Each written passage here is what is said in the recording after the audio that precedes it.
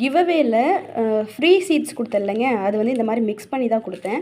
இதில் என்னென்ன விதைகள் இருக்குது அப்படின்னு சொல்லிட்டு சில பேருக்கு தெரியும், சில பேருக்கு தெரியாது. அதனால் இதை நான் கொட்டி காமிக்கிறேன் என்னென்ன விதைகள் இருக்குது அப்படின்னு சொல்லிட்டு. சரிங்களா? எல்லாத்தையும் பிரித்து வச்சாச்சுங்க.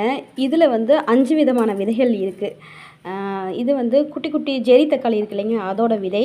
சம்பா கத்திரிக்காய் அந்த விதை, வெள்ளை கலர், ப்ளூ கலர் தூதுவளையோட விதை அதெல்லாம் இருக்குது. மொத்தம் வந்து ஒரு 5 விதைகள். அதுக்கப்புறம் வந்து சிவப்பு மணத்தக்காளி அந்த விதைகளும் இருக்குது இதுலைங்க. அப்புறம் இது வந்து வெள்ளை கரிசலாங்கண்ணியோட விதை. இது வந்து ஜாம்புளிச்சியோட விதை. இது வந்து மெக்சிகன் சன்ஃப்ளவர்னு சொல்லுவாங்க, தித்தோனியா அந்த பூவோட விதை. இது வந்து பர்பிள், அதுக்கப்புறம் வந்து ப்ளூ கலர் சங்குப்பூவோட விதை. இது அரசாணிக்காய் விதை. இது பாலவரை விதை. இது வந்து நாட்டு செம்பருத்தி அதோட விதை. இது வெள்ளை கலர் வாடாமல்லி, ஸோ அந்த விதை. இது வந்து பூனைக்காளி, ஸோ இது வந்து நம்ம அளவாக தான் உணவுக்கு பயன்படுத்தணும். பூனைக்காளி விதை. இது செடி தம்பட்டை அவரையோட விதை. அப்புறம் நெற்பவளம், ஸோ அந்த விதை. இது கரு ஊமத்தையோட விதை. கரு ஊமத்தையோட விதை.